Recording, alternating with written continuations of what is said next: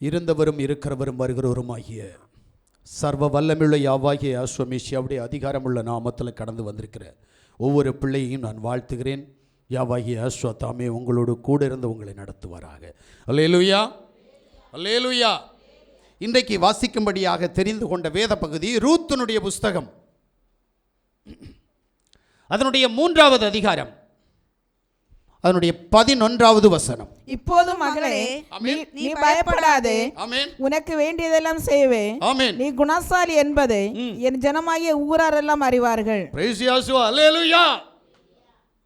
சர்வ வல்லமையுள்ள தேவன் அவருடையவளுக்கு ஒரு வல்லமையை கொடுக்கிறார். மகளே, நீ பயப்படாதே, உனக்கு வேண்டியதை செய்வேன்.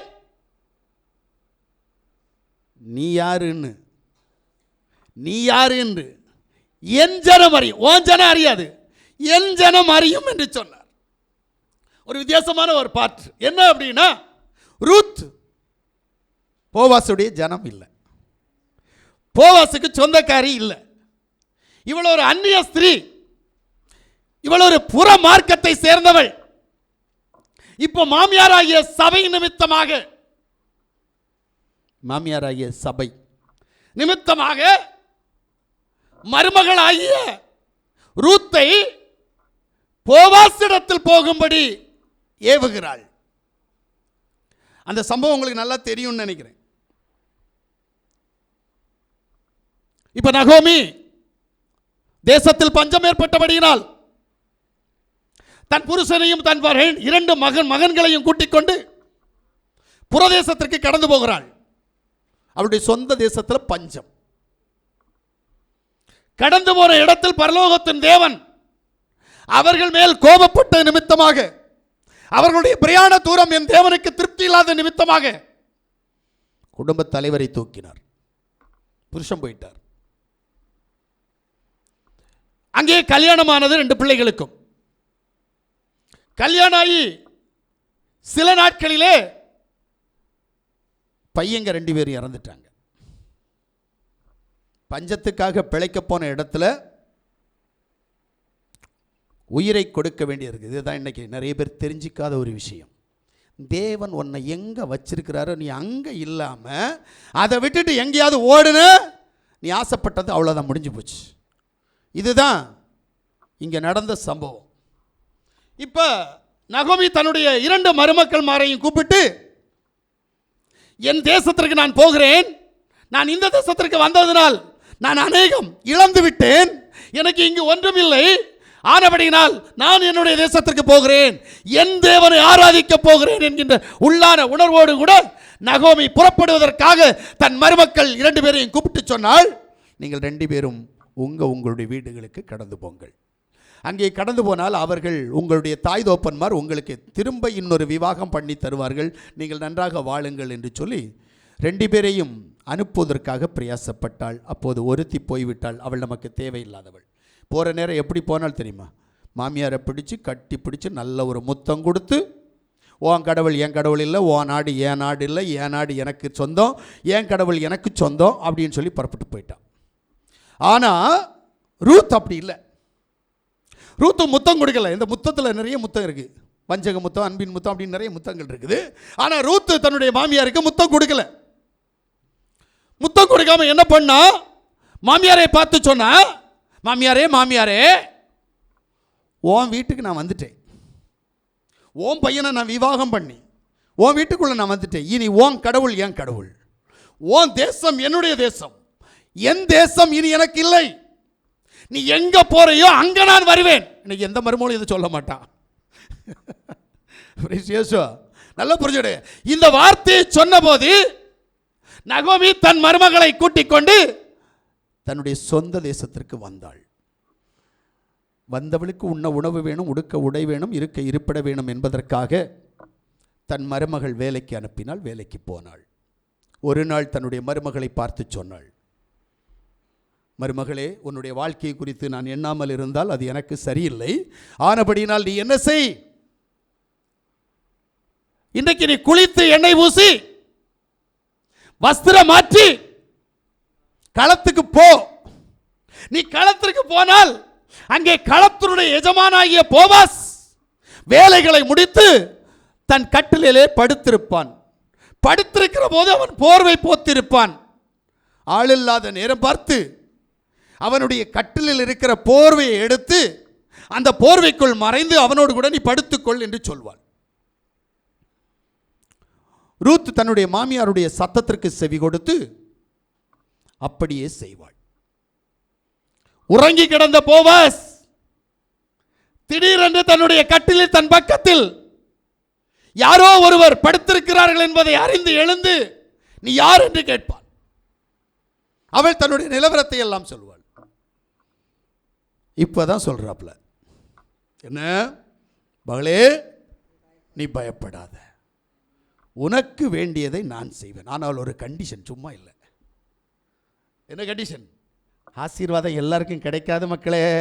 நினப்பு பிளப்ப கெடுத்துரும். தேவன் எல்லாருக்கும் தரமாட்டார். நம்ம சபைக்காரங்க எல்லாரும் என்ன சொல்லுவாங்க தெரியுமா? பெந்தகோஸ்தக்காரன் அத்தனை பேரும், கடவுள் உன்னை ஆசீர்வதிக்க போறார், கார் தருவார், பங்களா தருவார், வீடு தருவார், சொத்து தருவார். இதை நம்பியே நிறைய பேர் சபைக்கு போறானுங்க. இல்லை, உங்களுக்கு தெரியுமா, கோயம்புத்தூர்ல ஆட்டி படைச்சிட்டு இருந்த பெந்தகோஸ்தே ஒரு பாஸ்டர் இன்னைக்கு தலைமறைவு. தெரியுமா? தனக்கு சொந்த பிளேட் வேணும்னு சொன்னவன், தினகரன் மட்டும்தான் சொந்தமா பிளேட் வச்சிருப்பாரோ, என்னால் வைக்க முடியாதோ, உன் கழுத்தில் கிடக்கிற காதில் கிடக்கிற கலத்தி கொடு, எனக்கு பிளேன் வாங்கணும் சொன்ன மனுஷன் இன்னைக்கு இல்லை. ஏன்? இது அதுக்குள்ள இடம் இல்லை. இந்த வேதாகமம்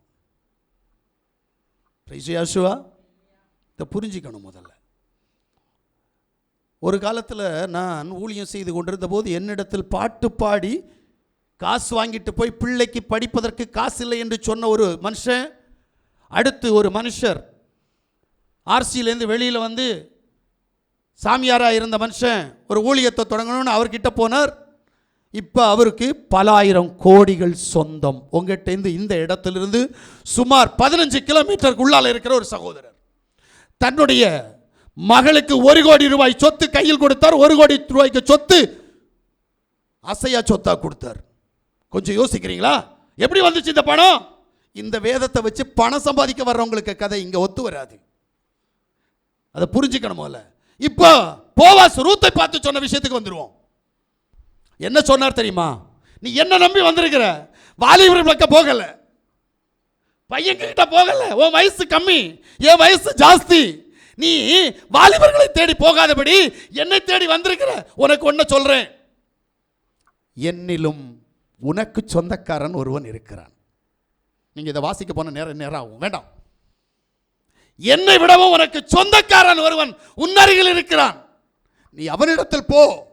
அவனை உனக்கு பிடித்திருந்தால், அவனை உனக்கு விவாக பஞ்சத்தில் நீ ஏற்பாயானால் நீ அவனை பெற்றுக்கொள், எனக்கு சந்தோஷம் என்று சொல்லி அவளுக்கு இன்னொரு வழியை காட்டுகிறார். அவள் சொல்லுகிறாள், இல்லை, நான் இங்கே இருக்கிறேன். இப்பதான் அவர் ஏத்துக்கிறார். கொஞ்சம் புரிஞ்சுக்கோ. நம்ம முன்னாடி நிறைய ஆசீர்வாதங்கள் வெளியில தெரியும். நம்முடைய யாவாகிய யாசுவா மேசியாவை மறந்த காரியங்கள் செய்து இப்பிரபஞ்சத்தின் அதிபதியோடு கூட நாம் கடந்து போக வேண்டிய அநேக சந்தர்ப்பங்கள் வரும். அந்த சந்தர்ப்பங்கள்ல நீ போகலன்னா தான் இவர் உனக்கு செய்வார், சும்மா தரமாட்டார். அல்லேலூயா. அதனால தான் சொல்றார், நீ குணசாலி என்பதை என் ஜனம் அறிவார்கள். ஐயா, இந்த வேத வசனத்தினுடைய ஆழம் அவ்வளவு ஜாஸ்தி. இன்னைக்கு பரலோகத்தின் தேவன் அந்த காரியத்துக்குள்ள கடந்து போகாதபடி இன்னொரு காரியத்துக்குள்ள கடந்து போறார். நிச்சயமாய் உனக்கு இந்த காரியத்தினுடைய ஊடாய் தேவன் உன்னை நடத்துவார். அல்லேலூயா. இப்ப பயப்படாதே. ரூத்தை பார்த்து சொன்ன விஷயம் யார் சொன்னா? போவாஸ் சொன்னார். போவாஸ் என் யாசுவாவுக்கு உதாரணம். இப்ப மணவாட்டியை பார்த்து அவர் சொல்லுகிற விஷயம், பயப்படாத, என்ன வேணாலும் நடக்கட்டும். உனக்கு விரும்பாத காரியங்கள்லாம் நிறைய வரும் தெரியுமா? யாசுவா, நம்ம என்ன நினைக்கிறோம் தெரியுமா? தேவன்கிட்ட போனால் எல்லாம் சரியா நடக்கணும், எல்லாம் என் மனசாட்சிக்கு சரியா என்ன இருக்கோ அது மொத்தம் எல்லாம் நடக்கணும். நடக்குமான்னு கேட்டால் நடக்காது. முதல்ல ஒன்று கேட்குறேனே, யாசுவா எதுக்கு இந்த பூமியில் வந்தார்? உடனே சொல்லுவாங்க, பாவிகளை ரட்சிக்க, உலகத்தின் பாவங்களை சுமந்து தீர்க்க அவர் கடந்து வந்தார். யாரா சொன்னா அப்படின்னு கேட்பேன் அடுத்த செகண்ட். எவன் சொன்னதுக்கோ எங்கப்பா பழியை சுமப்பாரா? யோவான் ஸ்நானகன் சொன்னான், நான் இல்லைன்னு சொல்லலை. எங்க அப்பா வந்து என்ன, எங்க அப்பாவை அவருடைய நாமத்தை கொண்டு வந்த அந்த கிரியை இங்க என்ன நடந்து தெரியுமா? அந்த நாமம் என்ன செய்யுமா? மத்தேயு சுவிசேஷம் 1வது அதிகாரம் 21வது வசனத்தை சரியா வாசிங்க. அவள் ஒரு குமாரனை பெறுவாள், அவள் ஒரு குமாரனை பெறுவாள், அவருக்கு யாஷுவா என்று பெயரிடுவாயாக. ஆமென். ஏனெனில் அவர் தமது ஜனங்களின் பாவங்களை நீக்கி அவர்களை ரட்சிப்பார் என்றான். எப்படி? எதையும் தருவான்னு அவர் சொல்லலையே. அவர் எதை தருவேன்னு சொன்னாரா? அவர் சொன்னது என்ன சொன்னார்? அவருடைய ஜனம்னு ஒரு ஜனம் இங்கே இருக்கான், அந்த ஜனத்தினுடைய பாவத்தை மன்னிக்க போறேன்னாரு. அல்லேலூயா. ஆனா பாவத்தை மன்னிக்கிறதுக்கு முன்னாடி ஒன்றை நான் செய்வேன், அவனை நம்பி இருக்கிற அத்தனை பேரையும் சத்துருவாக மாற்றுவேன். அவனுக்கு,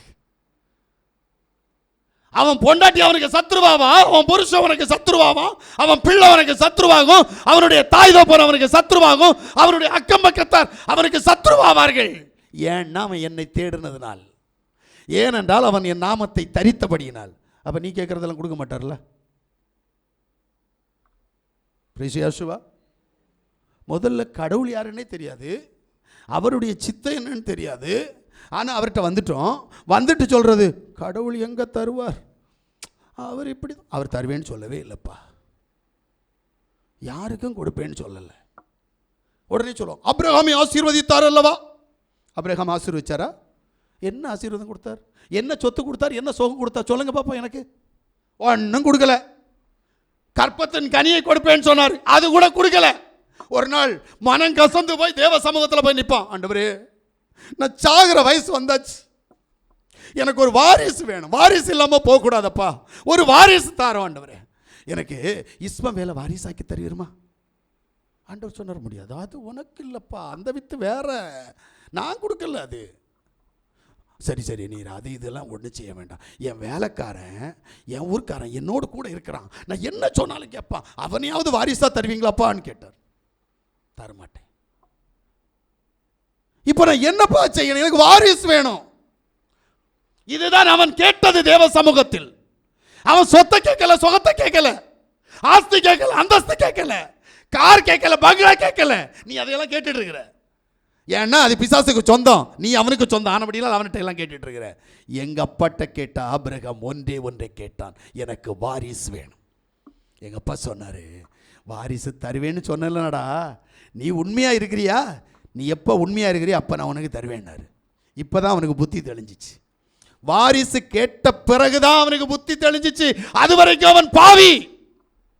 பொண்டாட்டி சொன்னதெல்லாம் கேட்டு நடந்தான். தேவனுக்கு இதெல்லாம் பிடிக்காது, பொண்டாட்டி சொல்றதை கேட்கறதெல்லாம் தேவ மனுஷனுக்கு பிடிக்காது. ஆனா இவன் பொண்டாட்டி சொல்றதெல்லாம் கேட்டுட்டு தலையாட்டான். ஆண்டவர் சொல்லியிருப்பாரு, உனக்கு கற்பத்தின் கனிதானே தருவேன்னு சொன்னார். ஒருவேளை எனக்கு கற்பப்பை செத்து போச்சு, என்னை கொண்டு நடக்காது. ஒருவேளை என் வேலைக்காரி நல்லா இருக்கிறா, அவ சின்ன பிள்ளையா இருக்கா, அவ கூட போனா ஒருவேளை உனக்கு வாரிசு தரலாம். இவன் உடனேயே ரைட்டுன்னு போனான். அங்க போனா ஒன்று கிடைச்சிச்சு, அது வாரிசு இல்லைன்னாரு. ரைட், ரெண்டாவது பார்த்தான், ஐயோ இதுவும் வாரிசு இல்லையா, கேத்தூர் ஆளை பிடிப்போம் அப்படின்னு கேத்தூர்ல பிடிச்சான். கேத்தூர் ஆளுக்கு பிள்ளைகள் பார்த்துச்சு, கேத்தூர் ஆளுடைய பிள்ளைகளும் வாரிசு இல்லை. இப்போ வாரிசு கேட்டு இல்லைன்னு ஆன உடனே தான் திருந்த ஆரம்பித்தான். அவன் எப்போ திருந்த ஆரம்பித்தானோ அப்போ அவனுக்கு தேவன் கொடுத்த வாக்கு தத்தத்தை நிறைவேற்றினார். அல்லேலூயா சொல்லுங்களேன். இதுதான் உண்மை. நீ கேட்கறதெல்லாம் கிடைக்கணும்னா அவர் உனக்கு அநேக வாக்கு தத்தங்களை நீ பைபிளில் எடுத்து வச்சுட்டு, இது எனக்கு வாக்கு தத்தம் ஆண்டவரே, ஸ்தோத்திரம் ஆண்டவரே, நீர் தந்த வாக்கு தத்தத்துக்காய் ஸ்தோத்திரம் அப்பா, நீர் நிறைவேற்ற போறீரே, அதற்காக நமக்கு ஸ்தோத்திரம்னு சொல்லி பைத்தியம் பிடிச்சாலேலாம். அதுக்கும் அவருக்கு சம்பந்தம் இல்லை. அவர் உனக்கு வாக்கு தத்தம் தந்தால் நீ எப்படி வாழணும்னு அவர் தெரிஞ்சு வச்சிருக்கிறார். அபிரகாம் தானே விசுவாசிகளுக்கு தகப்பன், உங்க அப்பா அவர் தானே, சொல்லு அவரை மாதிரி நீ என்னன்னு செஞ்சுட்டு இருக்கிற? இல்ல, எதுவுமே இல்லை. ஆனா நானும் அபிரகாமுடைய சந்ததி, நானும் யாசோமிஷா பிள்ளை சொல்லிட்டு இருக்கிறேன். சரி சொல்லு போ. என்னை நோக்கி கர்த்தாவே கர்த்தாவே என்று கூப்பிடுகிறவன் ஒரு நாளும் என்னண்டையில் வரமாட்டான். என் சித்தம் எவன் செய்கிறானோ அவன் மட்டுமே என் அண்டையில் வருவான். இதுதான் தேவனுடைய சித்தம். இதெல்லாம் உன் கண்ணுக்கு கிடைக்காது, உன் காதுக்கு கேட்காது. என்ன பண்றது? இப்போ தேவனுடைய சித்தம் ரூத்தை குறித்து, நீ பயப்படாதே. இப்ப ஏசாயாவுடைய புஸ்தகம் 41வது அதிகாரம் 10வது வசனத்தை வாசித்தீங்கன்னா, நீ பயப்படாதே, ஆமென், நான் உன்னுடனே கூட இருக்கிறேன், திகையாதே, நான் உன் தேவன், நான் உன்னை பலப்படுத்தி உனக்கு சகாயம் பண்ணுவேன், என் நீதியின் வலதுகரத்தினால் உன்னை தாங்குவேன். என்னுடைய நீதியின் வலதுகரத்தினால் உன்னை தாங்குவேன். யார? உடனே இந்த வசனம் எனக்கு சொந்தம், அப்பா எனக்கு கொடுத்துட்டார். நம்பாத. நீ அவருடைய பிள்ளையாயிருந்தால், அவருடைய மனவிருப்பத்தை நீ நிறைவேற்றினால் மட்டும் உனக்கு தருவார். அல்லேலூயா. வாசிங்க 11, 12, 13 சீக்கிரம் வாசித்து முடிச்சிருங்க. இதோ உன்மேல் எரிச்சலா இருக்கிற யாவரும், நல்லா கேளுங்க, உன்மேல் எரிச்சலா இருந்த யாவரும் வெட்கி இலட்சி அடைவார்கள். ஆமென். உன்னோட வழக்காடினவர்கள் நாசமாகி ஒன்றுமில்லாமற் போவார்கள். இப்பதான் சந்தோஷம் பொங்குது இன்னைக்கு வசனத்தை கேட்கிறவங்களுக்கு. ரைட், வாசிங்க. உன்னோட போராடினவர்களை தேடியும் காணாதிருப்பார். ஆமென். உன்னோட யுத்தம் பண்ண மனுஷர் ஒன்றுமில்லாமல் இல்பொருள் ஆவார்கள். ஆமென். உன் தேவனாகிய யாவாகிய நான் உன்னை வலது கையை பிடித்து பயப்படாது, நான் உனக்கு துணை நிற்கிறேன் என்று சொல்லுகிறேன். யாக்கோபு என்னும் பூச்சியே, இஸ்ரவேலின் சிறு கூட்டமே, பயப்படாது, நான் உனக்கு துணை நிற்கிறேன் என்று யாவும் இரட்சகருமாகிய பரிசுத்தராகிய உன் மீட்பர் உரைக்கிறார். போதுமா? அப்பா சந்தோஷம். இந்த வசனத்தின்படி என்ன ஆசீர்வதிச்சா போதும்பா. கிடைக்காது, நானே சொல்றேன், கிடைக்காது. நீ அவருடைய பிள்ளையாக மாறு, இந்த ஆசீர்வாதம் உனக்கு வரும். இது என்ன? சத்துருடைய வாசல்களை நீ சுதந்தரித்துக் கொள்வாய் என்கின்ற அதிகாரத்தை கொடுக்கிறார். யாருக்கு? என் பிள்ளைக்கு, கண்டவருக்கு இல்ல. உன்னை எது தொந்தரவு பண்ணிட்டு இருக்குது? பிசாசா? நீ என் பிள்ளையா மாறு, நான் உனக்கு தந்துடுறேன் அதிகாரம். எது? குடி போதையா? அதை விட்டுறதுக்கு நான் வலிச்சு வகுத்து தரேன். ஆனா நீ என்ன நம்பு. எது? பணமா? என்ன நம்பு. ஏன் சத்தத்துக்கு செவி கொடு, நான் உனக்கு தரேன். உன்னுடைய சத்துருக்களை நீ முறியடிக்க உனக்கு நான் பலன் தருவேன். நீ என்னுடையவனாய் இருந்தால். கண்டவனுக்கெல்லாம் நான் கொடுக்க மாட்டேன். எங்க அப்பா சுதந்திர, ரொம்ப சுயநலக்காரர் தெரியுமா உனக்கு? அல்லேலூயா. நான் அன்னையிலேருந்து இன்னைக்கு வரைக்கும் பார்க்குறேன், ஆதியாகமத்திலேருந்து பார்த்துட்டு இருக்கிறேன். அவருக்கு விருப்பமானவன் யாரோ அவர் அப்படி நடத்துறாருங்க. அவருக்கு யாரெல்லாம் பிடிக்காதவனெல்லாம் உதறி தள்ளிடுவார்.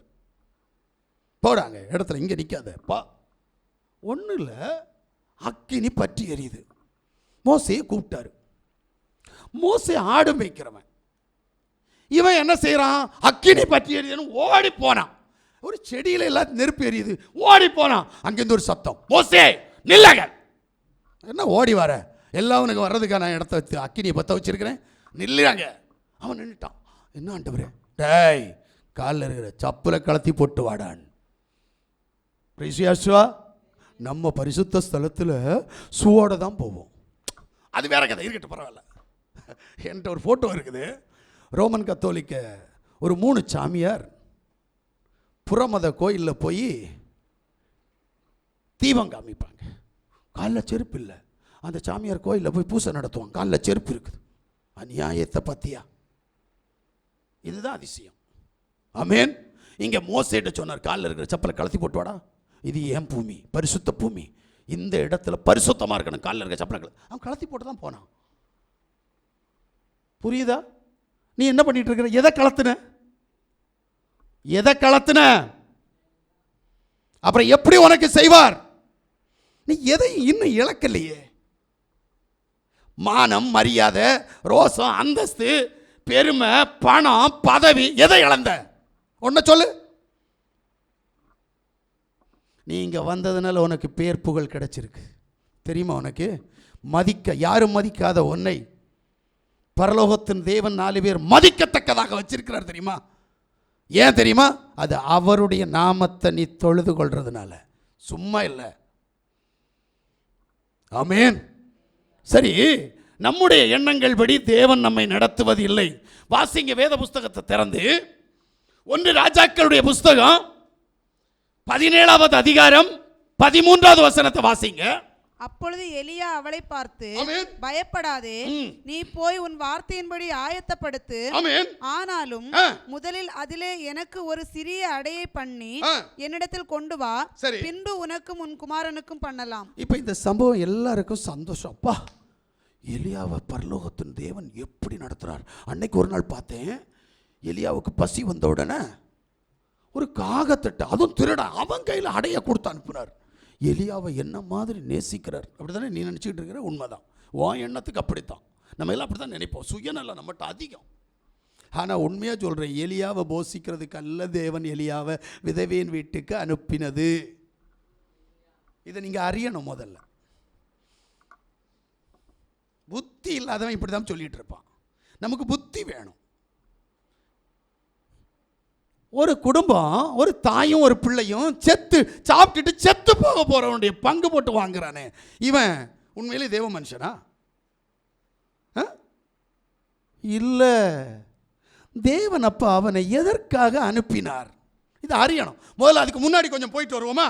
வாசிங்க 9வது வசனத்திலிருந்து 12வது வசனம் வரை. நீ எழுந்து சீதோனுக்கு அடுத்த சாரிபாத் ஊருக்கு போய் அங்கே தங்கியிரு, உன்னை பராமரிக்கும்படி அங்கே இருக்கிற ஒரு விதவைக்கு கட்டளையிட்டேன் என்றார். அப்படி ஆனா விதவிட்ட ஒண்ணுமே சொல்லல. விதவைக்கு கட்டளையிட்டேன்னு சொன்னார். ஆனா விதவிட்ட போய் தேவன் சொன்னாரா? இல்லையே. அவளுக்கு இந்த மேட்டரே தெரியாது. அப்படி அவன் எழுந்து சாரிபாத்துக்கு போனான். அந்த பட்டணத்தில் ஒலிமுக வாசலுக்கு அவன் வந்தபோது அங்கே ஒரு விதவை விறகு புறக்கி கொண்டிருந்தாள். அவன் அவளை பார்த்து கூப்பிட்டு, நான் குடிக்கிறதுக்கு கொஞ்சம் தண்ணீர் ஒரு பாத்திரத்தில் எனக்கு கொண்டு வா என்றான். ஏன்னா இந்த மேட்டர் எலியாவுக்கு தெரியாது. தேவன் சொல்லி அனுப்பினார் எலியாட்ட, நீ போ, நான் அவள்கிட்ட சொல்லி இருக்கிறேன், நீ போ, உன்னை பராமரிப்பான்னு சொல்லி இருக்கிறேன். ரைட், வாசிங்க. கொண்டு வர அவள் போகிற போது அவன் அவளை நோக்கி கூப்பிட்டு, கொஞ்சம் அப்போ உன் கையில எனக்கு கொண்டு வா என்றான். அதற்கு அவள் பானையில் ஒருபடி மாவும் கலசத்தில் தன்னுடைய உண்மையை சொல்றா. ஐயா, எங்க தேசத்துல பஞ்சம், என் கலசத்துல கொஞ்சம் மாவு இருக்குது, என்கிட்ட கொஞ்சோல எண்ணெய் இருக்குது, இதுக்கு மிஞ்சி மிஞ்சி போனா ஒரு அடை இல்ல 1.5 அடை செய்யலாம். அதை செஞ்சு நானும் என் பிள்ளையாண்டான சாப்பிட்டுட்டு செத்து போலான் இருக்கிறோம்.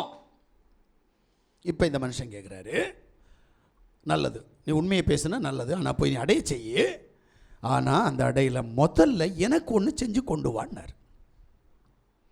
இப்போ அந்த அம்மா தேவ மனுஷனை எந்த அளவுக்கு நம்புறா, இதுதான் நம்பிக்கை. இங்கே தான் விஷயம். இப்போ இவள் தான் செத்தாலும் பரவாயில்லை, தன் குழந்தை செத்தாலும் பரவாயில்லை என்கின்ற எண்ணத்தினுடைய ஊடாய் அவள் கடந்து வந்து தன்னுடைய கலசத்தில் இருந்த மாவிலும் எண்ணெயிலும் முதல்ல அடை செய்து எலியாவுக்கு கொடுக்குறான். ஏன்னா என் தேவனுக்கு ஒன்று ஆசீர்வதிக்கிறது தான் என் தேவனுக்கு பிடிக்கும். ஆனால் உன் மனநிலை என்னன்னு தான் பார்த்து தான் ஆசீர்வதிப்பார், சும்மா ஆசீர்வதிக்க மாட்டார். உனக்கு புரியல? அவர் எலியாவை கொண்டு விதவையும் பிள்ளையும் பாதுகாத்தார். இதுதான் உண்மை. உனக்கு பைபிள் தெரியாது, என்ன பண்றது? சத்தியம் வேற. என் தேவனை நம்புகிற பிள்ளைகளை தேவன் ஒரு நாள் கைவிட மாட்டார். ஆனால் அவர்களை சோதித்து பார்த்து தான் அவர் ஆசீர்வதிப்பார். அதை மட்டும் மறந்துடாத. இப்ப சாகும் தரவாயில் இருக்கும் அந்த விதவையை போஷிக்கிறது என் தேவனுடைய விருப்பம். அதற்காக எலியாவை அனுப்பி அவளை சோதித்து பார்க்கிறார். இவ சாகுந்தரவாயில இருக்கிற இந்த ஆகாரத்தை ஊழியக்காரனுக்கு கொடுப்பாளா, கொடுக்க மாட்டாளா, இல்ல தனக்குன்னு வச்சிருப்பாளா? இதுதான் தேவனுடைய பரிசோதனை கட்டம். இப்ப விதவை என்ன செய்யறான்னா, எனக்கு இல்லைனாலும் பரவாயில்ல, தேவ மனுஷன் வந்திருக்கிறார், கொடுத்துருவோம். அவளுடைய எண்ணம் அவளை ஆசீர்வதித்தது. அவளுடைய எண்ணம் அவளை உயர்த்தியது. அவளுடைய எண்ணம் அவளையும் பிள்ளையையும் உயிரை பாதுகாத்தது. இதை நீ முதல்ல மறக்க கூடாது. அல்லேலூயா. எலியாவை பாதுகாக்க இல்ல, மறுபடியும் சொல்றேன், எலியாவை பாதுகாக்கணும்னா காகம் இருக்கு. அல்லேலூயா. அது காகத்திட்ட கொடுத்து அனுப்பிடுவார், எங்க யாரும் தேவையில்லை. ஏன்னா ஒரு தடவை அனுபவம் இருக்கு அவருக்கு, காகத்தை கொண்டு போஷித்தார், அனுபவம் இருக்கு. இப்ப ஏன் இந்த விதவைக்கு வீட்டில் அனுப்பினார் அப்படின்னா, விதவையை போஷிக்கணும். நான் சொல்ற வார்த்தையை சரியா கேட்டுக்கிடுங்க. உன்னை ஆசீர்வதிக்க வேண்டும் என்று சொல்லி நீ விரும்பினா தேவ சத்தத்திற்கு நீ செவி கொடுத்தாகணும். அல்லேலூயா. தேவனுக்கு கொடுத்துக்கிட்டு ஒருத்தனும் கடைக்காரனா இருக்க மாட்டான். தேவனுக்கு கொடுக்கிறவன் ஆசீர்வதிக்கப்படுவான். இதை அறிகிறதுக்காகத்தான் இப்ப இந்த விதவையின் வீடை வைத்திருக்கிறார் தேவன். அல்லேலூயா. விதவை எப்படியாவது போஷிக்கணுமே, விதவை எப்படியாவது ஆசீர்வதிக்கணுமே. விதவையும் மகனும் மரண அவஸ்தையில் இருக்கிறார்களே, இவர்களுடைய மரண அவஸ்தையிலிருந்து இவர்களை விடுபடப்பட வேண்டுமானால் இவர்களை சோதிச்சு பார்க்கணும். சும்மா தரமாட்டார் ஐயா. என்ன ஆசீர்வதிக்கணும்னா என்ன சோதிச்சு பார்ப்பார், ஒன்று ஆசீர்வதிக்கணும்னா ஒன்று சோதிச்சு பார்ப்பார். சோதனையில் ஜெயிச்சா மட்டும்தான் தேவன் தருவார். இல்லை உன் கையின் பிரயாசம் உனக்கு கிடைக்கும். தேவன் தர வேண்டுமானால் உன்னை சோதித்து பார்ப்பார். அல்லேலூயா. இப்போ விதவையை சோதிச்சு பார்த்த நேரத்தில் விதவை பாஸ் ஆயிட்டா, பரீட்சையில் பாஸ் ஆயிட்டா. வாசிங்க 14 16 வரைக்கும். யா தேசத்தின் மேல் மழையை கட்டளையிடும் நாள் மட்டும் பானையில் மா செலவழிந்து போவதும் நல்ல கேளுங்க, பானையில் மாவு செலவழிந்து போகவும் இல்லை, கலசத்தில் எண்ணெய் குறைந்து போவதும் இல்லை, கலசத்தில் எண்ணெய் குறைந்து போகவும் இல்லை. ஒரு அல்லேலூயா சொல்லலாமா? அல்லேலூயா. அல்லேலூயா. ஏன்? பரிசோதிச்சு பார்த்ததுல, பரீட்சை வச்சதுல, பரீட்சையில அவ ஜெயிச்சிட்டான். ஜெயிச்சதுனால தேவன் அவளையும் அவள் குடும்பத்தையும் அந்த தேசம் முழுவதும் பஞ்சத்தில் கஷ்டப்பட்டு மரணத்திற்குள்ளாக கடந்து போன போது இந்த விதவையும் விதவையினுடைய குழந்தையும் பரலோகத்தின் தேவன் பாதுகாத்தார். அல்லேலூயா. அல்லேலூயா. இந்த அனுபவத்தினுடைய ஊடாய் நீயும் நானும் கடந்து போனால் நமக்கு ஆசீர்வாதம், நமக்கு விடுதலை, நமக்கு ரட்சிப்பு. நாம் அவருடைய சமூகத்தில் கடந்து போக முடியும். அல்லேலூயா. இந்த உலகத்தில் ஒரு பஞ்சகாலம் வரப்போகிறது, ஒரு உபத்திரவ காலம் வரப்போகிறது. அந்த உபத்திரவ காலத்தில் நீ தப்பித்துக் கொள்ள வேண்டுமானால் இப்போ உன்னை சோதிச்சு பார்க்கிற நேரம் நீ அதில் ஜெயிக்கணும். ஜெயிக்கல அப்படின்னா நீ தோத்துருவ, அவ்வளோதான், நீ அழிஞ்சிருவ. அல்லேலூயா. எனக்கு தெரிஞ்சு அந்த விதவியினுடைய தேசத்தில் அத்தனை ஜனங்களும் அந்த பஞ்சத்தில் அடிபட்டு கடந்து போன போது பரலோகத்தின் தேவன் அந்த விதவையும் குழந்தையும் ஆசீர்வதிப்பதற்கு காரணம் அவளுடைய மனசு, அவளுடைய எண்ணம். தேவனுடைய மனுஷன், இது தேவனுடைய காரியம், இந்த தேவனுடைய காரியத்தை நான் உண்மையும் உத்தமமாக செய்வேனே, ஆனால் தேவன் என்னை ஆசீர்வதிப்பார் என்கின்ற எண்ணம் ஒருவேளை கடந்து வந்திருக்கலாம். இல்லது எனக்கு கிடைத்தாலும் கிடைக்காவிட்டாலும் பரவாயில்லை, நான் தேவனுடைய மனுஷனுக்கு நான் கொடுப்பேன் என்கின்ற எண்ணம் அவளிடத்தில் வந்திருக்கலாம். ரெண்டில் எதுவோ ஒன்று. ஆனால் அவள் ஆசீர்வதிக்கப்பட்டாள். அல்லேலூயா. அதனால தான் பரலோகத்தின் தேவன் இன்றைக்கு ஒன்றை பார்த்து சொல்றார், ரூத்தை மணவாளன் கண்டு கொண்டது போல மணவாளனாகிய யாஷுவா உன்னை காணணும். அல்லேலூயா. அவர் உனக்கு வேண்டியதை செய்யணும்னா உனக்கு ஒரு பரிசோதனை கட்ட கண்டிப்பா உண்டு. நாம ஜெயிக்கணுங்க. என் தேவனுடைய பிள்ளைகள் அத்தனை பேரும் ஜெயிக்க பிறந்தவர்கள். முதல்ல பாவத்தை ஜெயிக்கணும், ரெண்டாவது பாவத்தின் அதிபதியாகிய பிசாசை ஜெயிக்கணும், மூணாவது பாவத்தினுடைய கிரியாய் இருக்கிற நம்முடைய சரீரத்தினுடைய மாம்ச இச்சைகளை ஜெயிக்கணும். இதை ஜெயிக்கல உன்னால ஒன்றும் நடக்காது. அல்லேலூயா. நான் எனக்கு சில விஷயங்கள் தோணும், என்னதான் நடக்குது பார்ப்போமே, அதில் ஜெயிச்சுப்போமே அப்படின்னு யோசித்து பார்ப்பேன். உண்மையிலே தேவன் எனக்கு சில விஷயங்களை கரெக்டாக செய்கிறார். நான் ஜெயிப்பதற்கு என் தேவன் எனக்கு முன்னென்னு சில காரியங்களை நடத்துகிறார். நான் என்ன நினைக்கிறேனோ அதை எனக்கு செய்து முடிக்க அவர் வல்லமையுள்ள தேவனாக இருக்கிறார். அல்லேலூயா. அல்லேலூயா. எனக்கு செய்கிற தேவன் உனக்கு செய்ய மாட்டார். என்னை காட்டில் உன்னை அதிகமாக நேசிக்கிறார். நான் வேதத்தை கற்றிருக்கிறேன், வேதத்தினுடைய ஆழங்களை பரலோகத்தின் தேவன் எனக்கு போதித்து கொடுத்திருக்கிறார். ஆனபடினால் நான் அவரை நேசிக்கிறேன். நீ அந்த அளவுக்கு அறிவில்லை வேதத்தில், ஆனபடினால் நீ அவரை நேசிப்பதோடு அவர் உன்னை அதிகமாக நேசிக்கிறார். அந்த நேசத்துக்கு நீ பாத்திரவானாக இருந்தால் பரலோகத்தின் தேவன் இந்த விதவைக்கு செய்ததை உனக்கும் செய்வார். அல்லேலூயா. அப்போ உன்னை விதவையாய் பார்க்க மாட்டார், மணவாட்டியாய் பார்ப்பார். அல்லேலூயா. விதவைன்ற ஸ்தானம் உன்னை விட்டு போயிடும், மணவாட்டின்ற ஸ்தானம் உனக்கு வந்துடும். ஏன் அப்படின்னா அந்நாளில் 7 ஸ்திரீகள் ஒரு புருஷனை பிடித்துக்கொண்டு 7 ஸ்திரீகள் ஒரு புருஷனை பிடித்துக்கொண்டு தங்களுடைய சொந்த ஆகாரத்தை புசித்து சொந்த வஸ்திரத்தை உடுத்தி தன்னுடைய நிந்தை நீங்க அவனுடைய பேரை மட்டும் சொல்லுவான். வேதத்தின்படி அவள் ஒரு விதவை. அதனால அந்த புருஷனை விட்டுட்டு மேசியாவுக்குள்ள கடந்து வரணும். ஒரு நாள் உங்களுக்கு தெரியும்ல, ஒரு பாவியான ஒரு விபச்சார ஸ்திரியை பார்த்து உனக்கு தண்ணி தானே வேணும், நான் தரேன். அவள் கேட்டா, நான் இந்த கிணத்துக்கு வராமல் இருக்கிறேன், எனக்கு தண்ணியை கொடுத்துரும் அப்படின்னு கேட்டான். அப்போ யாசுவா சொன்னார், நான் உனக்கு தண்ணி தரேன், ஆனால் ஒரு கண்டிஷன். அதான் சொல்கிறேன்ல, எப்பவுமே டைரெக்டாக யாரையும் எந்த காரியத்தையும் கொடுக்க மாட்டார். அப்புறம் தண்ணி கேட்டாங்க, தண்ணிக்கு கூட சொல்கிறார், உனக்கு தண்ணி தானே வேணும், உன் புருஷனை கூட்டிட்டு வா, தண்ணி தரேன். அவள் சொல்கிற, எனக்கு புருஷன் இல்லை. நீ சொன்னது உண்மைதான், உனக்கு இதுக்கு முன்னாடி 6 புருஷர்கள் இருந்தார்கள், 6 பேரும் புருஷன் இல்லை. அப்போ 7வது புருஷன் நான், என்னை ஏற்றுக்கோ அப்படின்றாரு. என்னை உன்னுடைய மணவாளனாக ஏற்றுக்கொண்டால் நான் உனக்கு என்னுடைய ஜீவ தண்ணீரை தருகிறேன். நம்ம எதையும் செய்ய மாட்டோம், ஆண்டவரே தாரும் தாரும் தாரும் தாரும். இல்லை, அதான் சொன்னேன்ல, இந்த பலிப்பீடம் வித்தியாசமான ஒரு பலிப்பீடம். இது சும்மா கள்ளக்கள்ள ஆசீர்வாதத்தை எல்லாம் கொடுக்காது. சரியா? நல்லா புரிஞ்சுடுங்க. அந்த அம்மா அங்கே சொல்கிறாங்க, இல்லை 5 புருஷன், 6 புருஷன் தான். ஏன்னா 4 பேர் போயிட்டான், ஒருத்தன் இருக்கான், அப்போ 5 தானே, 5 புருஷன் தான், சாரி 6 புருஷன். சரியா? ஆனால் மேசியா 7வது புருஷன், எனக்கு அதுதான் வேணும்.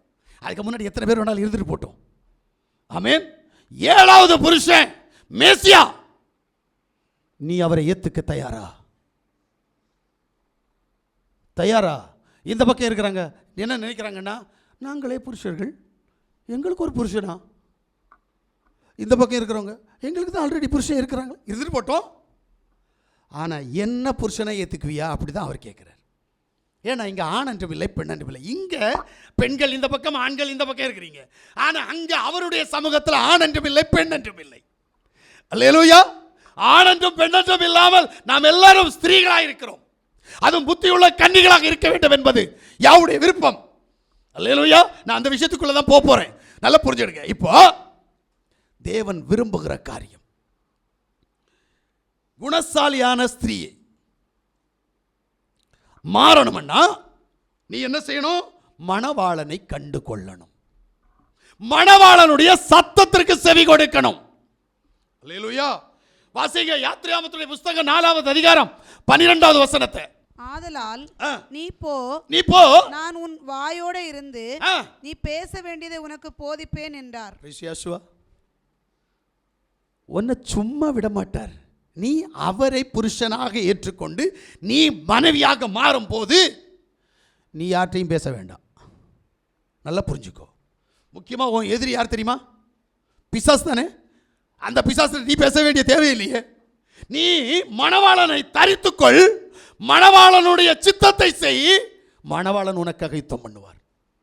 ஏன்னா அவர் சொன்னார், நீ சும்மா இரு, நான் உனக்காக யுத்தம் பண்ணுறேன்னு சொல்லியிருக்கிறார். ஆனால் உனக்கு அந்த சத்தம் புரியாது.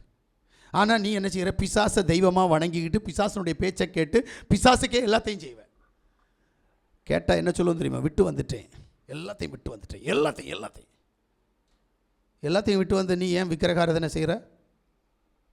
எல்லாத்தையும் விட்டு வந்தது நீ ஏன் பிசாசனுடைய சத்தத்துக்கெல்லாம் செவி கொடுக்குற?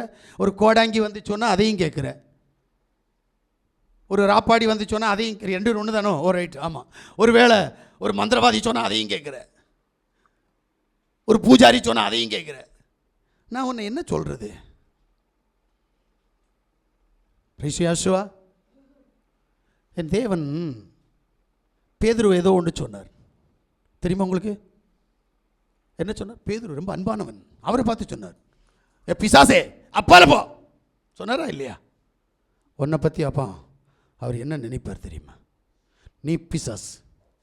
அதனால தான் பிசாசனுடைய கிரியைகளெல்லாம் செஞ்சுட்டு எங்கப்பா யாசுவான்னு சொல்லிட்டு இருக்கிற. இதுதான் உண்மை. மாற்றத்தை உருவாக்குற வரைக்கும் தேவன் உனக்கு எதுவும் செய்ய மாட்டார். உன்னுடைய பிரயாசத்தில் நடக்கிறதை நீ பெற்றுக்கொள், அவ்வளவுதான். நெத்தி வேர்வை நிலத்தில் சிந்துகிற போது அதற்குரிய பலன் உனக்கு கிடைக்கும், அதை பெற்றுக்கொள். ஆனால் தேவனிடத்திலிருந்து பெற்றுக்கொள்ள வேண்டுமானால் தேவனுடைய சந்ததியாய், தேவனுடைய சத்தத்திற்கு செவி கொடுக்கிறவளாய் நீங்க நான் மாறுற போதுதான் தேவன் எல்லாவற்றையும் செய்வார். அல்லேலூயா. அதனால தான் சொல்றாரு, நீ பேச வேண்டிய காரியத்தை நீ பேச வேண்டாம், நான் உனக்கு பேசுறதுக்கு என்ன செய்யறேன்? வார்த்தையை தரேன். நேரமே பார்த்தோம்ல, வாய்க்கு அதிகாரத்தை கொடுத்திருக்கிறார் என்று. தேவன் அதை செய்வார். 2வது காரியம், யாத்திராகமத்துடைய புத்தகம் 33வது அதிகாரம் அதனுடைய 5வது வசனத்தை வாசிங்க. ஏனென்றால் நீங்கள் வணங்க கழுத்துள்ள ஜனங்கள். ஐயோ இப்படிலாம் இருக்கா? வாசிங்க. நான் ஒரு நிமிஷத்தில் உங்கள் நடுவில் எழும்பி உங்களை நிர்மூலம் பண்ணுவேன். ஆகையால் நீங்கள் போட்டிருக்கிற உங்கள் ஆபரணங்களை கழற்றி போடுங்கள், அப்பொழுது நான் உங்களுக்கு செய்ய வேண்டியதை அறிவேன் என்று இஸ்ரவேல் புத்திரருக்கு சொல் என்று மோசேயோடே சொல்லி இருந்தார். என்ன சொன்னார் தெரியுமா? உன்னுடைய ஆபரணங்களை கழற்றி போடு. என்ன ஆபரணம்? நிறைய வச்சிருக்கிற உலக கவலை, உலக ஆசை, உலக பாரம்பரியம், பண ஆசை, பணத்திமிரு, பணம் எல்லாம். இது எல்லாமே பரலோகத்தின் தேவன் வெறுக்கிற ஆபரணங்கள். நீ உடனே நினைப்ப கழுத்தில் போட்டிருக்கிறது, காதில் போட்டிருக்கிறது தான் சொன்னாரோ? அது இருந்து ஒரு பிரயோஜனம் இல்லை.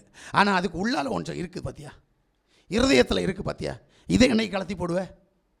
அதுக்கு மேலே குண்டனி, குசும்பு, கோளு, வைராக்கியம், அகம்பாவம், ஆணவம், திமிரு எல்லாம் இருக்குல்ல. என்னைக்கு கீழ்ப்படியாமை என்னைக்கு கலத்தி போடுவ? நான் சொல்றது புரியலையா? முக்கியமா பிசாசுக்கு அடிமைத்தனம், பிசாசை கண்டு பயப்படுகிற பயம், தேவனுக்கு பயப்படாத பயம். எப்படி மாறுவரி? தேவனுக்கு பயப்படுற பயம் இருக்கா, பிசாசுக்கு பயப்படுற பயம் இருக்கான்னு கேட்டா என்ன சொல்லுவேன்? உடனே சொல்லுவோம் நான் தேவனுக்கு தானே பயப்படுறேன். அப்ப ராத்திரி பிசாசு வந்தா, ராத்திரி நீ போற இடத்துல பிசாசு வந்து நிற்குது, பயப்பட மாட்டேல்ல? தைரியசாலி. ஆனால் அந்த பயம் கூட தேவனுக்கு பயப்படுற பயமா இல்லையே. எனக்கு அதுதான் கேள்வி. என் சத்ருவாகிய பிசாசுக்கு நான் பயப்படுகிற பயத்தை கூட என் தேவனுக்கு நான் பயப்பட மாட்டேங்கிறேன். நான் சொல்றது புரியுதா? இப்போ இங்க பஞ்சாயத்து தலைவர்கிட்ட ஒரு போன் வந்தா போதும், எடுத்துட்டு வெளியே போவீங்க. அப்போ பரிசுத்தராகிய தேவன் முக்கியமா, நாசியில சோசம் உள்ள மனுஷன் வேணும்னா ₹1,00,000 கிடைக்கட்டுங்க. தேவனுக்கு பிடிக்காத காரியம் அது. அப்படி போனால் உனக்கு காரியத்தை வாய்க்க பண்ணிடுவாரோ கர்த்தர்? நீ எங்க ஆட்டம் போடுறியோ அந்த ஆட்டத்தை நிறுத்துறவர் தான் என் தேவன். உனக்கு புரியாது. நீ தேவனை மறந்த காரியத்தை ஜெப நேரத்தில் ஹலோ, உபவாச நேரத்தில் ஹலோ, சபையில் ஆராதிச்சுட்டு இருக்கிற நேரம் ஹலோ, புரியல? ஹலோ நல்லா இருக்கிறீங்களா? அது ஜெபத்தில் ஒரு பகுதியா? ஹலோ மச்சி நல்லா இருக்கு, அது ஆராதனையில் ஒரு பகுதியா? யார் மச்சி? யாசுவா மச்சியா? இல்லை அவன் உனக்கு யாசுவாவா? யாரு? எதுக்கு இந்த கிரிமினல்? முதல்ல இதை மாற்ற முடியுமா? இன்னைக்கு தானே இந்த ஃபோன் வந்துச்சு, இந்த ஃபோனுக்கு இப்படி அடிமையாக இருக்கிற? நான் நிறைய பேரை பார்க்குறேன், ராத்திரி தூங்கவே மாட்டேங்கிறாங்க ஃபோனில். சில நேரம் பார்ப்பேன், யாரெல்லாம் ஆனில் இருக்கா அப்படின்னு பார்த்தா நிறைய பேர் இருக்கிறாங்க. நெட் ஆனில் இருக்குது. என்ன நடக்குது? இவங்க தூங்கவே இல்லை, ஏன் இப்படி இருக்கிறாங்க? அப்போ நீ யாருக்கு அடிமையாக இருக்கிற? ஜெபம் பண்ணி பாரு, கொஞ்சம் நேரம் பண்ணுவியா? பிரிசியாசுவா இல்லை பைபிள் வாசித்து பாரு, வாசிக்கிறியா? இதுக்கு நெட்டு தேவையில்லையே. அப்போ தேவன் உனக்கு எப்படி நன்மை செய்வார்? அல்லேலூயா. ராத்திரி நேரத்தில் எழும்பி இருந்து நெட்டு போட்டு செல்ஃபோனில் பார்த்துட்டு இருக்கிற, கதை பார்க்குற, இல்லை படம் பார்க்குற, இல்லை வேற ஏதோ ஒன்று பார்த்துக்கிட்டு இருக்கிறையே, அந்த நேரத்தில் 1 மணி நேரம் கண் வெளியிருந்து ஜெபிக்க முடியுமா? இல்லையே. அப்புறம் எப்படி உனக்கு தேவன் தரணும் சொல்லு? நான் கேட்குறது நியாயமாக இருந்தால் நீ ஒப்புக்கொடு. பிரிசியாசுவா சும்மா தேவன்கிட்ட போய் ஆண்டவரே அதை செய்யும், ஆண்டவரே ஆண்டவரே எனக்கு இதை செய்யும், ஆண்டவரே எனக்கு பணம் வரணும், ஆண்டவரே எனக்கு பதவி வரணும், ஆண்டவரே எனக்கு பட்டம் வரணும், ஆண்டவரே என் பிள்ளைக்கு இப்படி நடக்கணும், ஆண்டவரே என் பொண்டாட்டிக்கு இப்படி நடக்கணும், ஆண்டவரே என் புருஷனுக்கு இப்படி. பஞ்சாயத்தெல்லாம் பண்ணாத தேவனிடத்தில். நீ திருந்தினா போதும், தேவன் உன்னுடைய தேவைகளை சந்திப்பார். அல்லேலூயா. அதுக்கு தான் அவர் சொல்றாரு. இப்போ ரூத்துக்கு வாங்க, வந்து 3வது அதிகாரம் 11வது வசனத்தை மறுபடி வாசிங்க. ரூத் 3:11. இப்போது மகளே நீ பயப்படாதே, உனக்கு வேண்டியதெல்லாம் செய்வேன், நீ குணசாலி என்பதை என் ஜனமாகிய ஊரார் எல்லாம் அறிவார்கள். நல்ல கேளுங்க, நீ குணசாலி என்பதை என்னுடைய ஊரார் எல்லாரும் அறியத்தக்க ஒரு வேளை வரப்போகிறது. எப்ப நீ தேவனுக்கு சித்தமானதை செய்யும் போது, தேவனுக்கு பிரியமாய் வாழுகிற போது. சும்மா இல்லை, அவருடைய ஜனம் இங்க மட்டும் இல்ல, தேசத்தின் 4 பக்கத்திலும் அவருடைய ஜனம் இருக்கு. ஒருத்தன் வந்து சொன்ன, ஆண்டவரே என்னை மட்டும்தான் நீர் பாதுகாக்கிறேன், நான் இன்னைக்கு நான் தனியுமே இருக்கிறேன். ஆண்டவர் சொன்னே, அறிவு கட்டவனே, ஒன்றை மட்டும் வச்சிருந்து நான் என்னடா பண்ண போறேன்? ஒன்றை மாதிரி 7000 பேரை நான் வச்சிருக்கிறேன். 8 திசைகளிலும் 7000 பேரை நான் வச்சிருக்கிறேன்டா. அப்போ தான் அவனுக்கு அப்படி ஆண்டவரே, நான் நினச்சேன் நான் மட்டும்தான் இருக்கிறேன்ட்டு. இன்னைக்கு நான் மட்டும்தான் கத்திட்டு இருக்கேன் நான் நினச்சிட்டு இருக்கிறேன். இல்லை, அல்லேலூயா, 7000 பேர் கத்துறான். ஒன்றும் இல்லை, நானும் ஒரு நாள் நினச்சிக்கிட்டு இருந்தேன், நம்ம தான் இப்போ இந்தியாவில் கத்துறோம் போல இருக்குது. பார்த்தா சௌந்தரியக்காரன் சொல்கிறான், டேய் ஓ முன்னாடியே நானும் யாசுவான்னு தான் கத்திட்டு இருக்கிறேன்டா, எங்கள் கடவுளும் யாசுவா தாடா.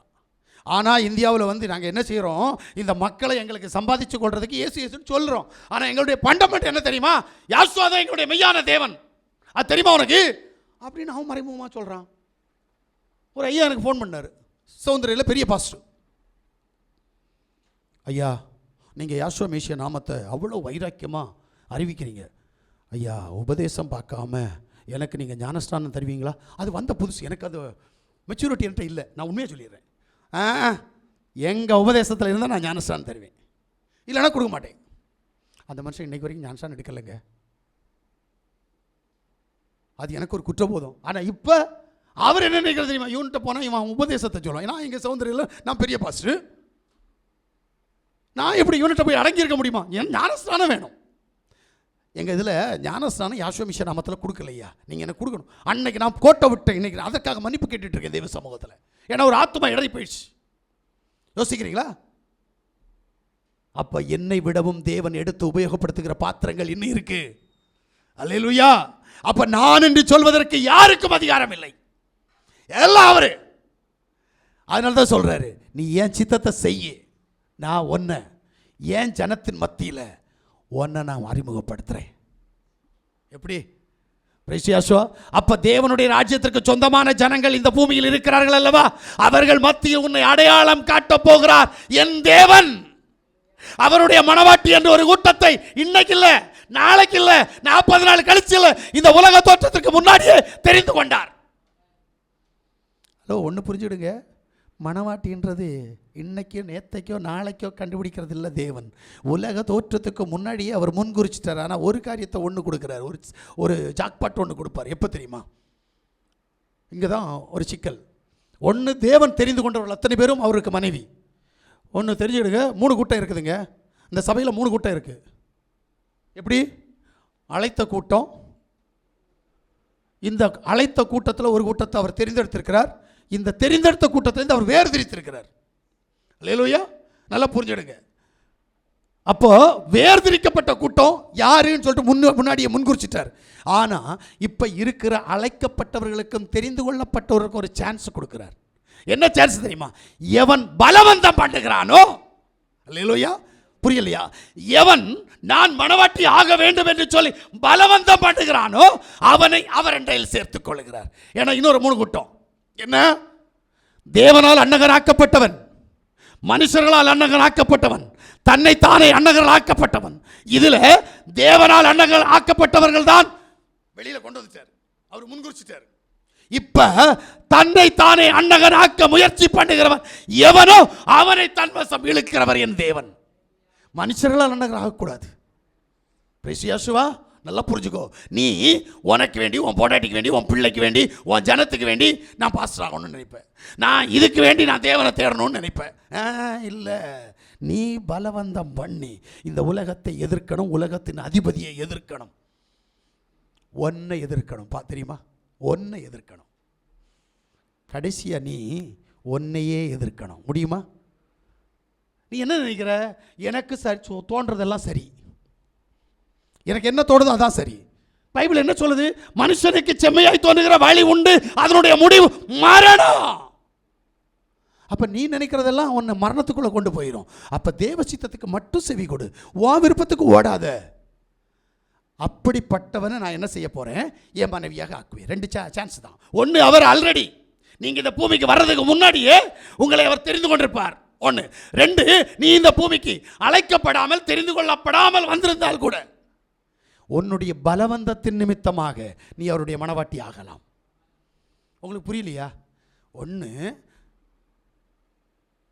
தாய் தகப்பனால ஒரு பொண்ணை ஒரு பையனுக்கு விவாகம் பண்ணி கொடுப்பாங்க. இன்னொன்று, ஒரு பையனும் ஒரு பொண்ணும் என்ன செய்கிறாங்க? அவங்களா கல்யாணம் பண்ணிக்கிறாங்க. அதுக்காக அவங்க புருஷன் பொண்டாட்டி இல்லையா? புருஷன் பொண்டாட்டி தானே. இதுதான் சான்ஸ். நீ பலவந்தம் பண்ணி தேவனுடைய சமூகத்தில் போகணும். முடியுமா? அல்லேலூயா. நான் உண்மையாக சொல்கிறேனே, நான் ஒரு புறஜாதிக்காரன். எங்கள் அப்பாவுக்கு நான் சொந்த பிள்ளை இல்லை. என்னை பார்த்து பைபிள் சொல்லுது, ரோமரில் சொல்லும் போது சொல்கிறார், நான் ஒரு காட்டொலிவோ மரம். அல்லேலூயா. அவர் ஒலிவோ மரத்திற்கு தான் தகப்பன், ஒலிவோ மரத்திற்கு தான் மணவாளன்.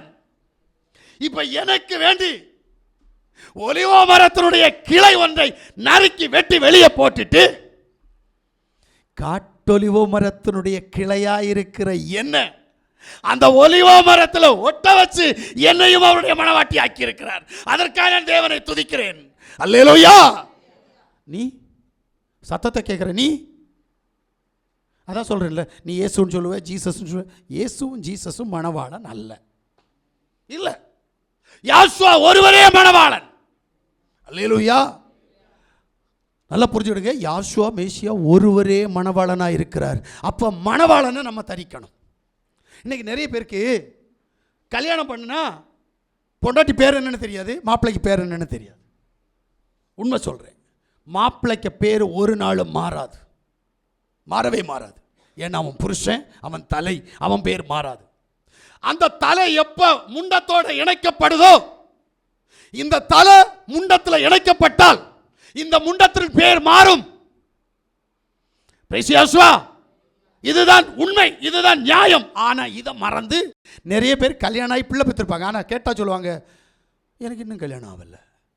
அந்த குணம் காட்டி கொடுக்கும். எப்படி பேர் என்னன்னு கேட்டா அவன் பேரை, அவங்க அம்மா அப்பா வச்ச பேர் அப்படியே சொல்லிட்டு இருப்பாங்க. அப்போ அவங்களுக்கு அது இன்னும் கல்யாணம் ஆகலை, சட்டப்படி ஆகலை. என்னைக்கு தாய் தோப்பனுடைய தொப்புள் கொடி உறவு வெட்டப்பட்டு அவள் புருஷனோடு கடந்து வருகிறாளோ அன்னைக்கு அவளுடைய பெயர் மாற்றப்பட்டிருக்கணும், புருஷனுடைய பெயரை தரிச்சிருக்கணும். இது என் பைபிள், நான் வேதத்தை பற்றி பேசிக் கொண்டிருக்கிறேன். அப்ப மணவாளனாகிய யாசுவமேசியாவுடைய பெயரை தரிச்சாதான் மணவாளன் யாரோ அவருக்கு மனைவியாக முடியும். நீ இயேசுன்ற பேரை தரிச்சிருந்தா, ஜீசஸ் என்ற பேரை தரிச்சிருந்தா மணவாட்டியாக முடியாது. ஏனால் அப்படி ஒரு மணவாளன் வரப்போறது இல்லை, வருகிறவர் மேசியா. அல்லேலூயா. ஒரு விஷயத்தை மட்டும் இடையில ஒன்று சொல்லிடுறேனே, இந்த எபிரேயத்தில் மேசியான்னு இருக்கு பார்த்தீங்களா, நான் அதுக்கு அர்த்தத்தை தேடினேன். அர்த்தம் என்ன சொல்லு தெரியுமா? அவர் அபிஷேகம் பண்ணுகிறவர் என்று சொல்லுது. நான் உடனே அதை கிரேக்கத்தில் மொழிபெயர்க்கப்பட்ட கிறிஸ்துவுக்குள்ள போனேன்.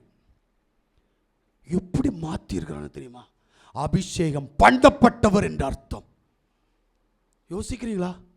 கடவுள் எப்படி மாறிட்டாரு? மொழிபெயர்த்தவன் மாற்றி இருக்கிறான். இது நமக்கு தெரியல. நான் உண்மையில் 2 நாளைக்கு முன்னாடி ஒரு செய்திக்குள்ளால நான் கடந்து போய் அதை ஃபுல்லாக வாசிக்க ஆரம்பித்தேன். யார் போட்டிருக்கிறா அப்படின்னா ரோமன் கத்தோலிக்கர்கள் போட்டிருக்கிறாங்க. அதை நான் வாசிக்கிறேன். வாசிச்சா எபிரேயத்தில் மேசியா என்பதற்கு அர்த்தம் அவர் அபிஷேகம் பண்ணுகிறவர். எபிரேயத்திலிருந்து மொழிபெயர்க்கப்பட்ட கிரேக்கத்தை வாசிச்சா அங்க சொல்லப்பட்டிருக்கிறது அவர் அபிஷேகம் பண்ணப்பட்டவர். 2 எழுத்தை மட்டும் மாற்றி விட்டுட்டான். புரியுதா? என் தேவன் பண்ணப்பட்டவர் அல்ல, பண்ணுகிறவர். அவர் என்னை அபிஷேகம் பண்ணி கொண்டிருக்கிறார். அவர் உன்னை அபிஷேகம் பண்ணுவதற்காக வருகிறார்.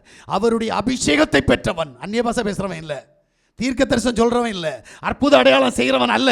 இதெல்லாம் ஒளிந்து போகுமா? அவரால் அபிஷேகம் பண்ணப்பட்டவன் எவனோ அவன் அவருடைய மனவாட்டியாய் வாழ்வான். அற்புத அடையாளம் செய்கிறத பார்த்துட்டு இவன் கடவுளுடைய பிள்ளைன்னு நம்பாத. வார்த்தையின் சத்தம் அவனிடத்துல எப்படி தொனிக்கப்படுது அதான் பார்க்கணும். அல்லேலூயா. வார்த்தையை உள்ளபடி பேசுறானா இல்ல கூட்டியும் குறைச்சும் பேசுறானா அங்க பாரு. அல்லேலூயா. இப்ப குணசாலி என்பதை எப்படி அறியணும்? போவாஸ் ரூத்தை குணசாலி என்பதை அறிஞ்சான்.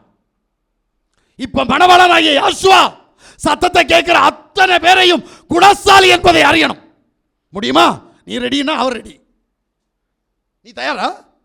நான் அவருக்கு மணவாட்டி என்கின்ற சத்தத்தினுடைய ஊடாய் கடந்து போவதற்கு நீ தயாரா அப்படின்னா அவர் ரெடி. இல்லை, அவர் உன்னை கண்டுக்க மாட்டார். இப்போ வாசிங்க ரூத்தினுடைய புஸ்தகம் 3வது அதிகாரம் 1லேருந்து 4. பின்பு அவள் குணசாலியான ஸ்திரீக்கு என்ன பண்ணணும்னு இருக்கு. பின்பு அவள் மாமியாகிய நகோமி அவளை நோக்கி, என் மகளே, நீ சுகமாய் வாழ்ந்திருக்கும்படி நான் உனக்கு சௌக்கியத்தை தேடாதிருப்பேனோ? நீ போவாசன் வேலைக்காரிகளோட கூட இருந்தாயே, அவன் நம்முடைய உறவு முறையான் அல்லவா? இதோ அவன் இன்று ராத்திரி களத்திலே வார்கோதுமை தூற்றுவான். நீ குளித்து எண்ணெய் பூசி உன் வஸ்திரங்களை உடுத்துக்கொண்டு அந்த களத்துக்கு போ.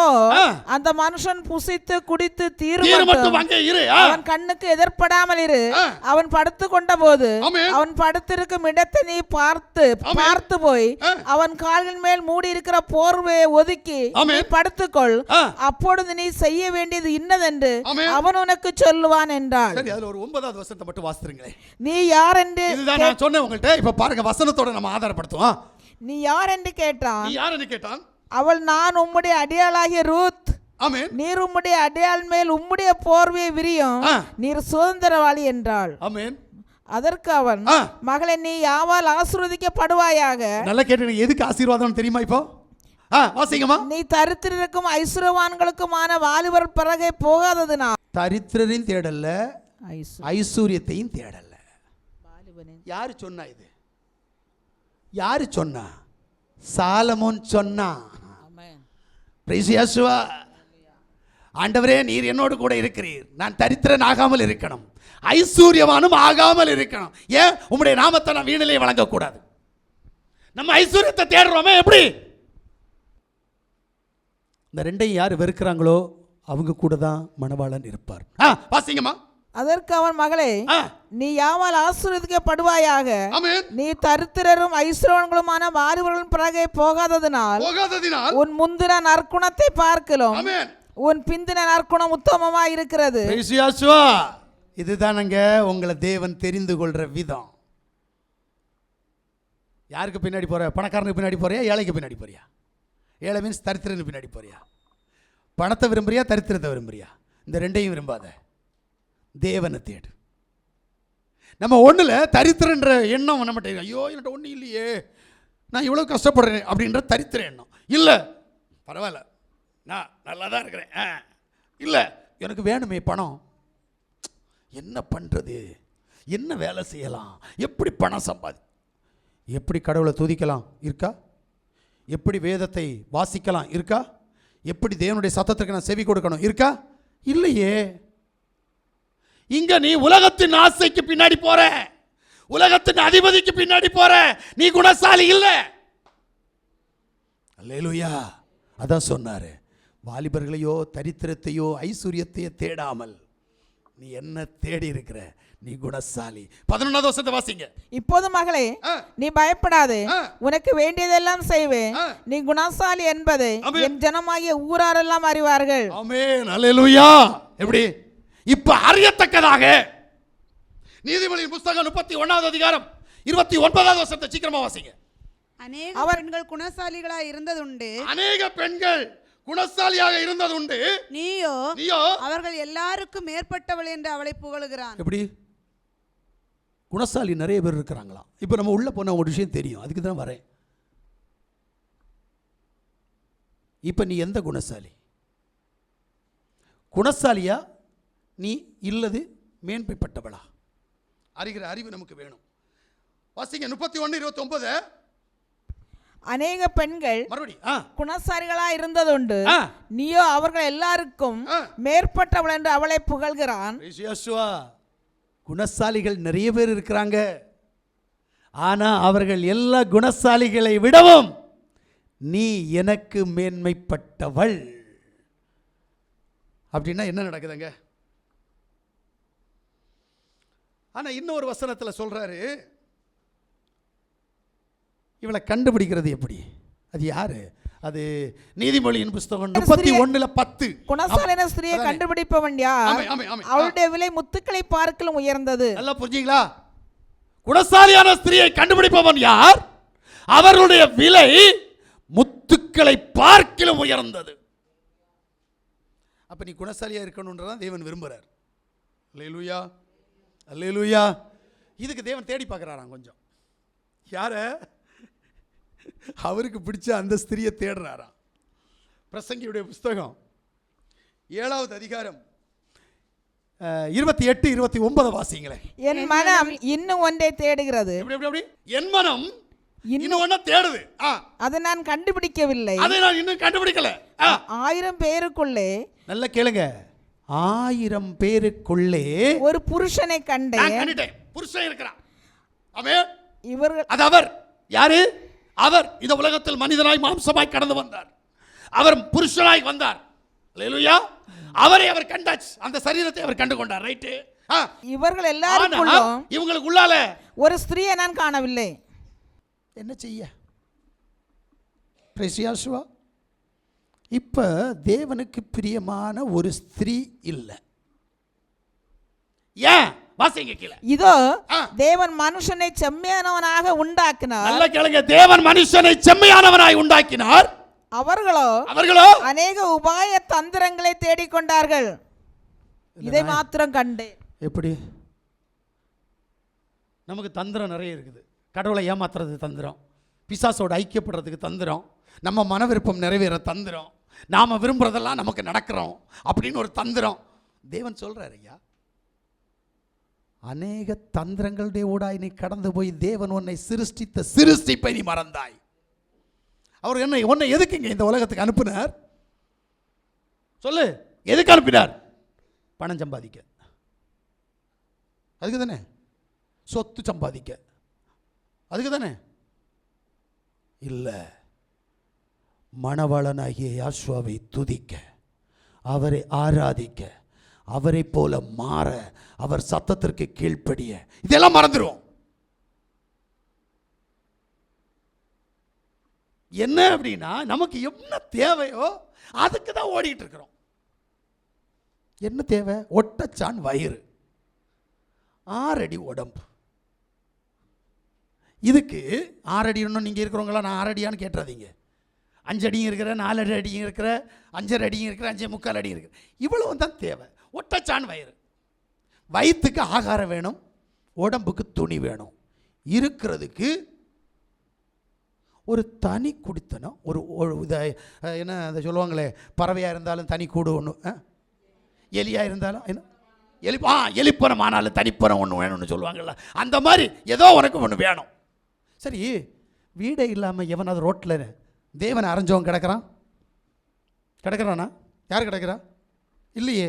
வாடகை வீடாவது கொடுத்து வச்சுருப்பார், ஒன்று இல்லைன்னா ஒரு ஓலை செட்டாவது கொடுத்து வச்சுருப்பார். கொடுக்குறார் தேவன். அதில் உண்மையாயிரு இருக்கிறியான்னு கேட்டால் இல்லையே. அதில் உண்மையாக இருக்கிறையா? அதில் உண்மையாக இருக்கிறான்னு கேட்டால் இல்லையே. ஏன்? எங்க கொடுக்கப்பட்டதில் உண்மையாயிரு. எதையோ உன்னை தேடுற, பட்னியாக கிடக்க போற இல்லை. உனக்கு எதுக்கு பிரச்சனை வருது தெரியுமா? ஆசையை இன்னும் ஒழிக்கல. உண்மை சொல்கிறேன், உன் ஆசை இன்னும் தீரல. இன்னும் வேணும், இன்னும் வேணும், இன்னும் வேணும். அங்கே தான் நீ பாவம் செய்கிற. அந்த பாவம் எதுக்கு தெரியுமா? உனக்கு மனசுக்கு வேண்டப்பட்டதை அடைகிறதுக்கு என்னென்ன பாவம் செய்கிற தெரியுமா? பிரேசியாசுவா, இப்படி இருக்க உன்னை தேவன் எப்படி உன்னை குணசாலி என்று சொல்லுவார்? அதனால தான் ஒன்று அவர் இன்னும் அவருடைய ஜனமாக மாற்றல. ஏன்னா போதும் என்ற எண்ணம் வரலையே. எனக்கு போதும் ஆண்டவரே, அன்றைய ஆகாரத்தை எனக்கு தாரும், எனக்கு மனைவியை கொடுத்தீர், எனக்கு புருஷனை கொடுத்தீர், எனக்கு பிள்ளைகளை கொடுத்தீர், எனக்கு அன்றைய ஆகாரத்தை எனக்கு தாரும் கேட்கிற ஒரு தேவனுடைய பிள்ளை இருக்கா?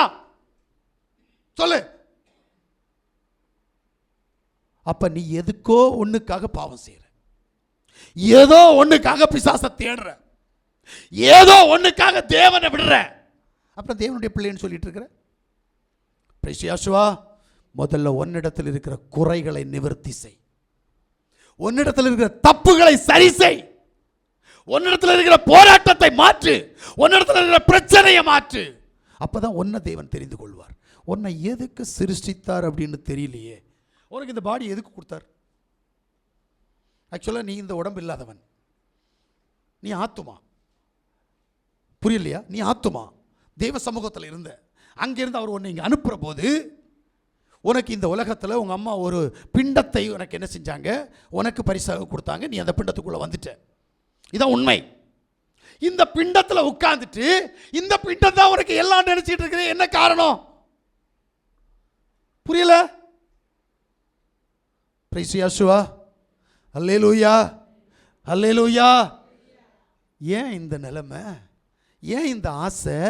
ஏன் இந்த இச்சை? ஏன் இந்த உபத்திரவம் அப்படின்னு யோசித்தீங்கன்னா, எல்லாம் நம்ம மன விருப்பத்தை நிறைவேற்றுறதுக்காக பைத்தியம் பிடிச்சு அலைகிறோம்.